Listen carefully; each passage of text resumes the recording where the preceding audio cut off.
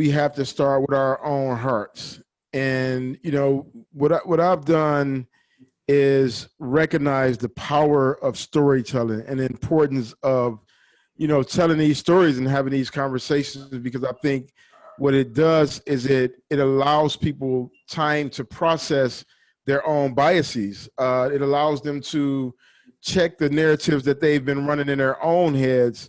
And, you know, when that doesn't work, it just gets down to these simple equations. Like, we love to use data when it comes to talking about people who are in systems, right? And it's 1 out of 4, you know, Black men and, you know, women are the increasing, you know, population at X percentage, you know, per capita.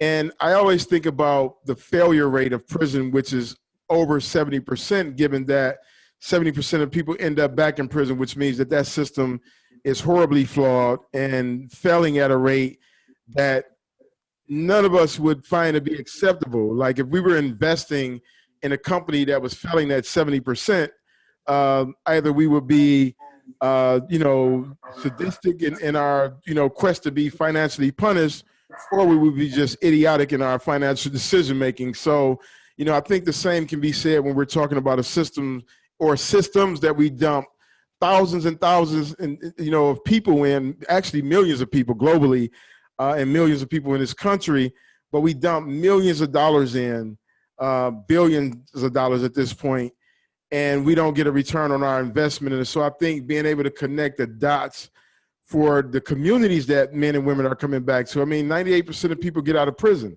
and they're returning somewhere. And so just being able to help people understand the value add of having people come back healthy and whole and ready to contribute. And then our responsibility is to create space for that to happen.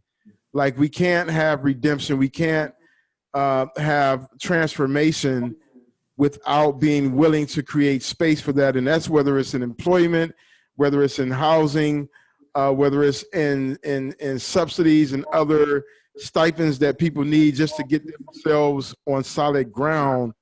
You know, it's important that we acknowledge that until we're able to do this, it'll be a revolving door. And honestly, understanding the system here in America, and I'm sure is similar in other places, the Constitution, the 13th Amendment, set the standard by which mass incarceration was created, because it created a loophole after the Emancipation Proclamation that said no one should be subject to involuntary servitude except for those who have been duly convicted of a crime.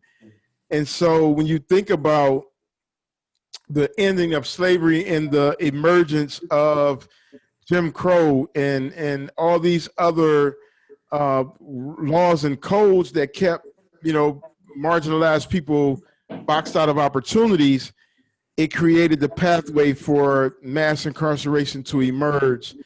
And we have to grapple with that. We have to recognize the way that the legal system and policies and amendments were created to ensnare vulnerable people. And once we can recognize and accept our culpability in that, then we can shift toward making a difference.